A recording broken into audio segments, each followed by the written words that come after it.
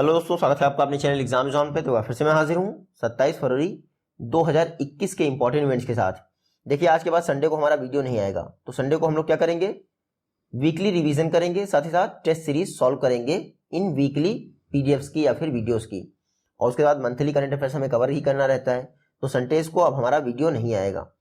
आज का हमारा पहला क्वेश्चन है, international conference on pharmaceutical and medical devices, ये 6वां एडिशन किसने इनॉग्रेट किया है? तो international conference on pharmaceutical and medical devices, इसका 6वां एडिशन पीयूष गोयल ने इनॉग्रेट किया है। किसने? पीयूष गोयल। हमारे कॉमर्स एंड इंडस्ट्री मिनिस्टर हैं, रेलवे मिनिस्टर हैं, साथ ही साथ कंज्यूमर अफेयर्स मिनिस्टर हैं पीयूष गोयल। इन्होंने international conference on pharmaceutical and medical devices का 6वां एडिशन इनॉग्रेट किया है। ये जो 6वां एडिशन था international conference on pharmaceutical and medical devices का, इसके दो थीम थे। पहला थीम था Indian pharma industry future is now, ये थीम था इंटरनेशनल कॉन्फ्रेंस ऑन फार्मास्यूटिकल का। दूसरा थीम था international conference on medical devices का, वो थीम पढ़ लीजिए, India Meditech future innovate and make in India through global lens.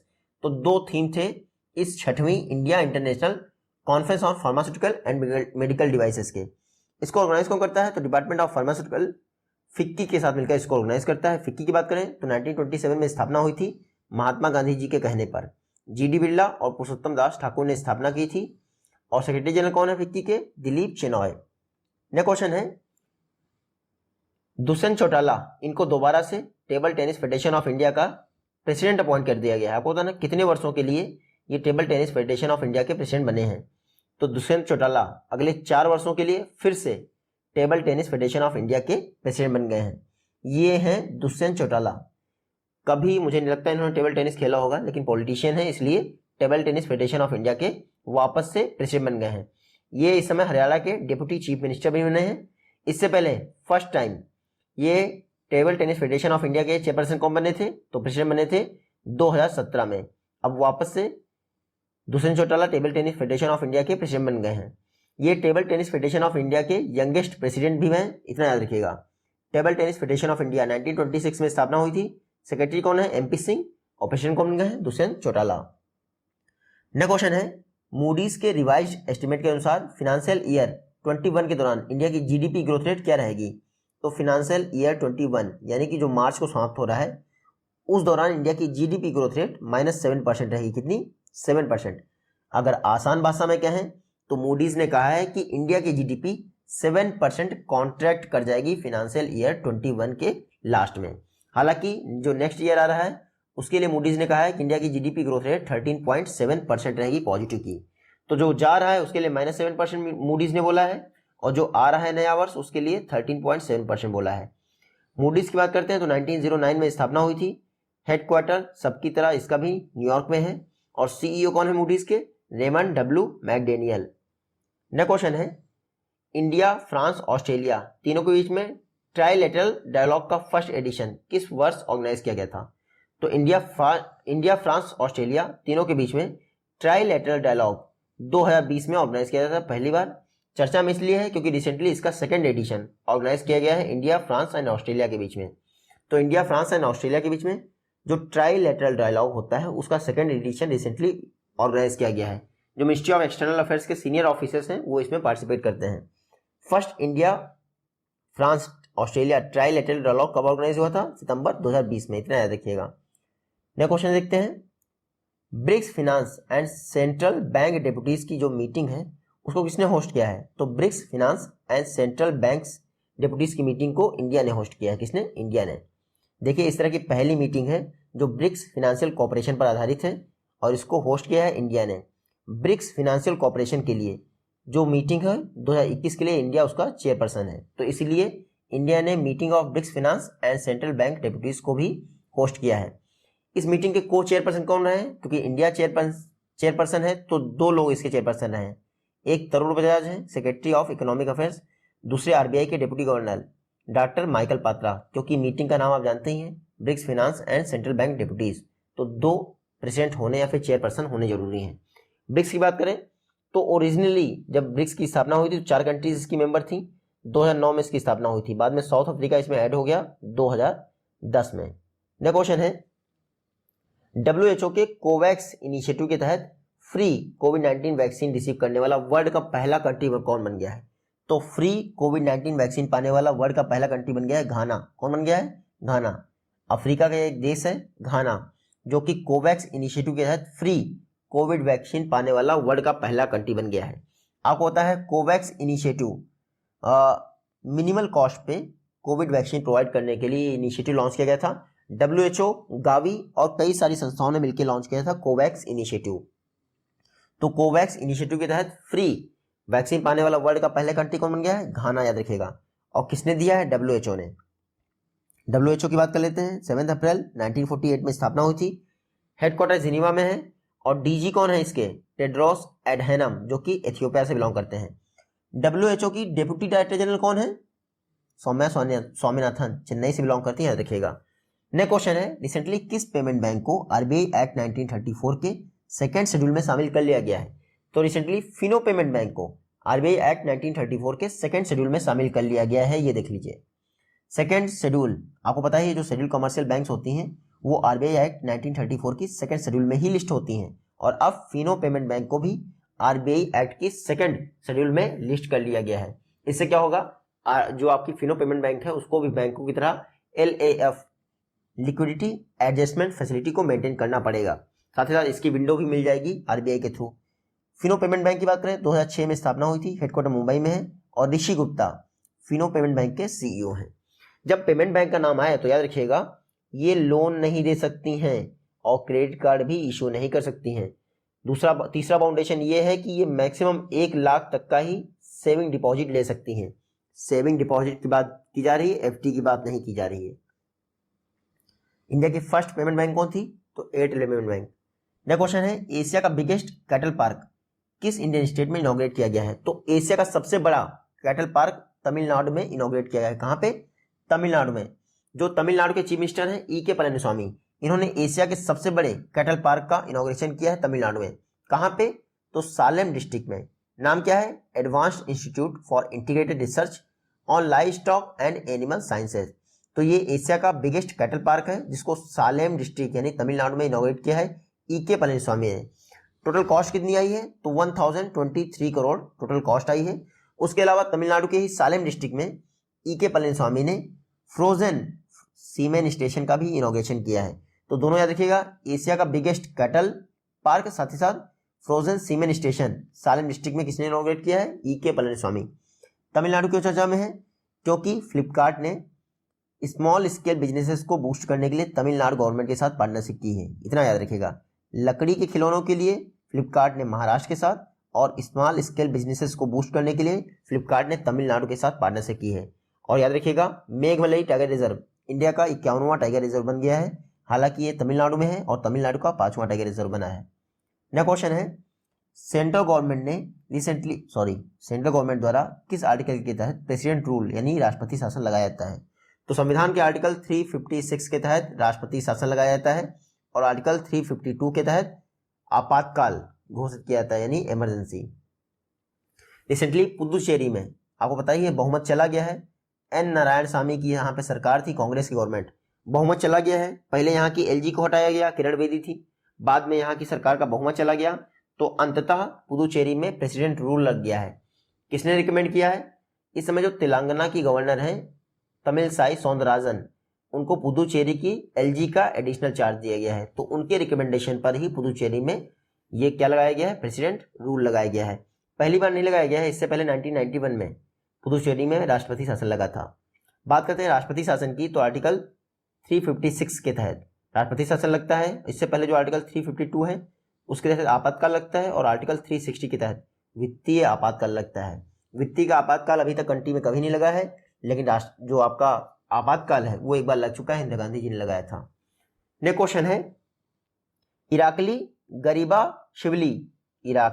गरीबाशिवली recently किस कंट्री के प्राइम मिनिस्टर बने हैं? तो इराकली गरीबाशिवली रिसेंटली जॉर्जिया के, कहाँ के? जॉर्जिया के प्राइम मिनिस्टर बने हैं। ये देख लीजिए, ये हैं इराकली गरीबाशिवली, रिसेंटली जॉर्जिया के प्राइम मिनिस्टर बन गए हैं, आपको याद रखना है। जॉर्जिया की बात करें तो ये है ब्लैक सी के पास, जॉर्जिया छोटा सा कंट्री है। तिबिलिस इसकी कैपिटल है। करेंसी क्या है? Georgian ERE। उसके अलावा जॉर्जिया के प्रेसिडेंट कौन है? सैलोम जोराबी शिवली। जब भी शिवली आए तो याद रखिएगा जॉर्जिया से ही रिलेटेड होगा। बस अंतर इतना है कि जो पीएम है वो इराकली गरीबा शिवली है और प्रेसिडेंट कौन है? सलोम जोराबी शिवली। नेक्स्ट क्वेश्चन है शांतनु मित्रा इनमें से किस कंपनी के या फिर फर्म के एमडी एंड सीईओ अपॉइंट किए गए हैं? तो फुलेटन इंडिया ने शांतनु मित्रा को अपना एमडी एंड सीईओ अपॉइंट किया गया है। ये है शांतनु मित्रा जी। ये फुलेटन इंडिया क्रेडिट कंपनी के नए एमडी एंड सीईओ बने हैं। यहाँ पे देखिएगा शांतनु मित्रा स्टैंडर्ड चार्टर्ड में ही काम कर चुके थे, अब फुलेटन इंडिया क्रेडिट कंपनी के नए एमडी एंड सीईओ बन गए हैं। फुलेटन की बात करें तो 1994 में स्थापना हुई थी। जब आपके आईसीआईसीआई बैंक की स्थापना हुई थी तो लगे हाथ इसको भी स्थापित कर ही दिया था। इसका भी हेडक्वार्टर मुंबई में है जैसे आईसीआईसीआई बैंक का और एचडीएफसी का है। और अब फुलेटन इंडिया क्रेडिट कंपनी के नए एमडी एंड सीईओ कौन बन गए हैं? शांतनु मित्रा जी। चार्टर मोबाइल एप्लीकेशन रिसेंटली किस इंडियन स्टेट या फिर यूटी में लॉन्च किया गया है? चार्टर मोबाइल एप्लीकेशन को रिसेंटली दिल्ली में लॉन्च किया गया है। दिल्ली के जो स्टेट ट्रांसपोर्ट मिनिस्टर हैं उन्होंने ये लॉन्च किया है चार्टर मोबाइल ऐप। पर्पस क्या है? जो दिल्ली की बसेस होंगी वहां पे कॉन्टैक्टलेस तरीके से बस का टिकट पे कर सकते हैं क्यूआर कोड को स्कैन करके। तो चार्टर ऐप इसको दिल्ली ट्रांसपोर्ट कॉर्पोरेशन ने लॉन्च किया है कॉन्टैक्टलेस टिकटिंग के लिए। चार्टर ऐप याद रखिएगा, क्यूआर कोड के स्कैनिंग के द्वारा पैसेंजर पेमेंट कर सकते हैं। बात करते हैं दिल्ली की, तो सीएम कौन है? अरविंद केजरीवाल। लेफ्टिनेंट गवर्नर कौन है? अनिल बैजल। देखिए संविधान के आर्टिकल 239 ए के तहत दिल्ली को स्पेशल पावर दी गई है या स्पेशल प्रोविजन किया गया है। कौन से संविधान संशोधन के द्वारा? तो संविधान संशोधन हुआ था 69, कब हुआ था? 1991 में। इसी के तहत यह आर्टिकल 239 ए इस्टेब्लिश किया गया था। डबल ए आ जाए तो दिल्ली से रिलेटेड है और सिंगल ए आए तो पुदुचेरी से रिलेटेड है, लेकिन 239 कॉमन है। नेक्स्ट क्वेश्चन है रिसेंटली इंडिया में ईज ऑफ डूइंग को प्रमोट करने के लिए किस मिनिस्ट्री द्वारा सीबीआईसी के साथ एमओयू साइन किया गया है?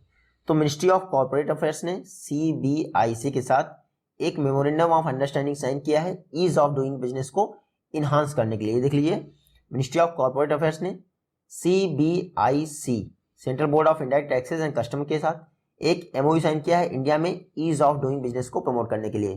तो बस इतना याद रखिएगा, जितनी भी रजिस्टर्ड फर्म होंगी उनको बेहतरीन एक्सपोर्ट इंपोर्ट फैसिलिटी प्रोवाइड की जाएगी। इसीलिए सीबीआईसी और मिनिस्ट्री ऑफ कॉर्पोरेट अफेयर्स ने आपस में एमओयू साइन किया है।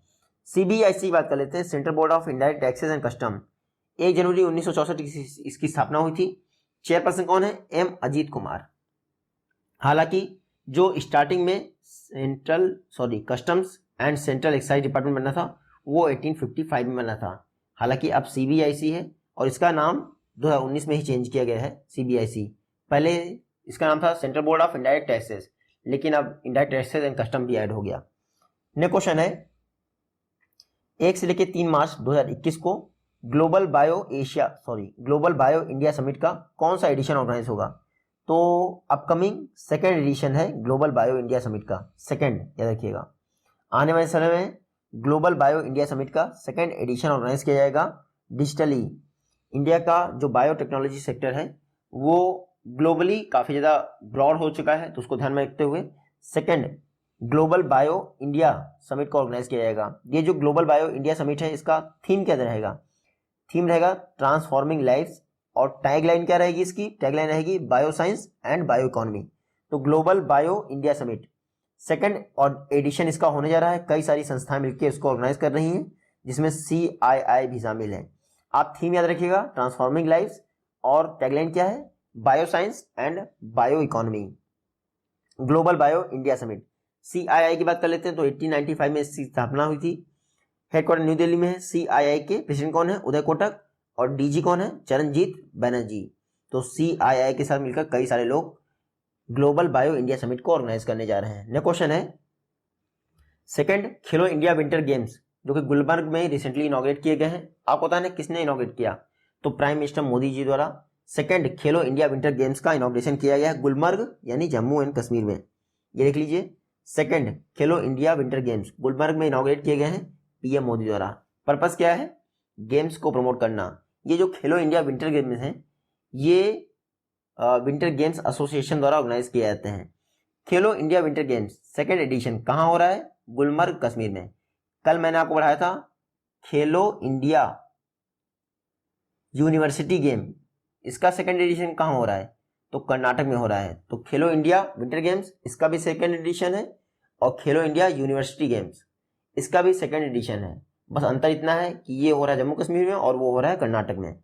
जम्मू कश्मीर आपको पता है आर्टिकल 370 को एबोलिश कर दिया गया था 31 अक्टूबर 2019 को। जम्मू कश्मीर एक यूनियन टेरिटरी बन गया था। वर्तमान में इसके एलजी कौन है? मनोज सिन्हा। नेक्स्ट क्वेश्चन है, रिसेंटली OLX ऑटो इसने अपना ग्लोबल CEO किसे अपॉइंट किया गया है? तो OLX जो आप सामान बेचते हैं OLX ऑटोस, इसका ग्लोबल CEO बने हैं गौतम ठक्कर। ये देख लीजिए, ये हैं गौतम ठक्कर। OLX ग्रुप ने OLX ऑटो के लिए गौतम ठक्कर को ग्लोबल CEO बना दिया है। तो गौतम ठक्कर का नाम है देखिएगा, OLX ऑटो के ग्लोबल CEO बन गए हैं। इससे पहले गौतम ठक्कर जो है eBay में 2005 में काम कर रहे थे, लेकिन अब OLX ऑटो के ग्लोबल CEO बन गए हैं। OLX की बात करें 2006 में स्थापना हुई थी, एम्स्टर्डम नीदरलैंड में इसका हेडक्वार्टर है। नेक्स्ट क्वेश्चन है, ये दो फेमस पर्सनालिटीज हैं, रिसेंटली इनका निधन हो गया, राहुल खुल्लर और विष्णु नारायण नामोदरी। ये जो राहुल खुल्लर जी हैं ये ट्राई के चेयरमैन रह चुके थे और विष्णु नारायण नामोदरी ये एक राइटर यानी लिटरेचर से रिलेटेड है। ये देख लीजिए, दोनों को देख लीजिए। ये है राहुल खुल्लर, 1975 बैच के IAS ऑफिसर थे। 3 वर्षों के लिए try telecom regulatory authority of India के चेयरमैन रहे थे। तो राहुल खुल्लर का नाम रखिएगा, फॉर्मर ट्राई चेयरमैन। दूसरे हैं विष्णु नारायण नामोदरी, ये मलयालम लिटरेचर से रिलेटेड है, रिसेंटली इनका भी निधन हो गया। विष्णु नारायण नामोदरी 2014 में इनको पद्म श्री से सम्मानित किया गया था। ये आज की वीडियो से क्वेश्चन है, आई होप कि आप इनका जवाब दे पाएंगे। अब मिलेंगे हम आपसे मंडे को, तब तक के लिए take care, goodbye and Jai Hind.